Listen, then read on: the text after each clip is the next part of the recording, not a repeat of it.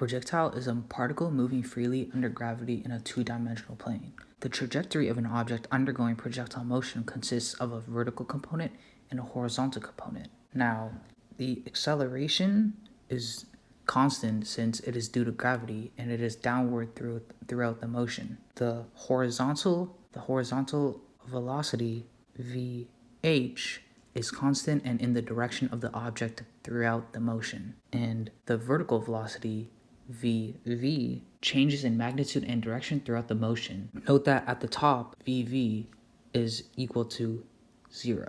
In the first part of the motion, vv decreases, while in the second part of the motion, vv increases, and there's a change in direction. Now, how do we find the time of flight, which is how long the projectile is in the air? Now, we know that the time of flight is a vertical motion, but knowing this, we can use one of the kinematic equations. Vu is equal to u plus at.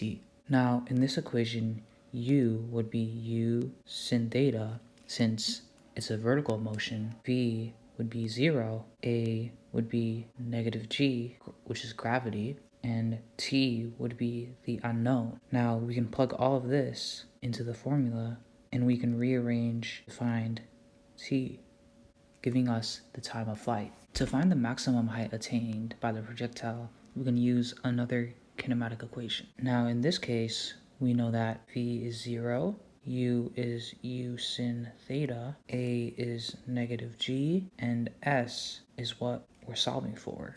Now we can plug everything in and we can rearrange for s.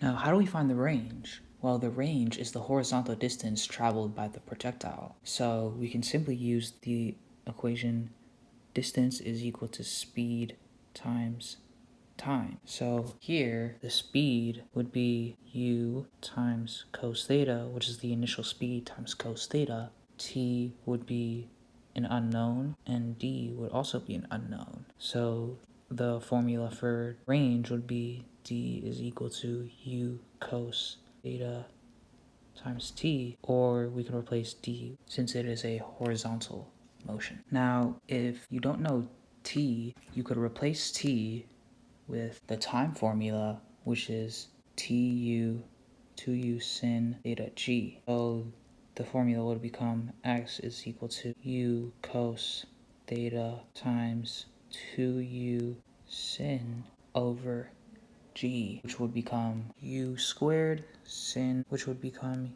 x is equal to 2u squared sin theta cos theta over g. We know that 2 equal to sin 2 theta, which would give us x is equal to u squared sin 2 theta over g, which would give us two range equations.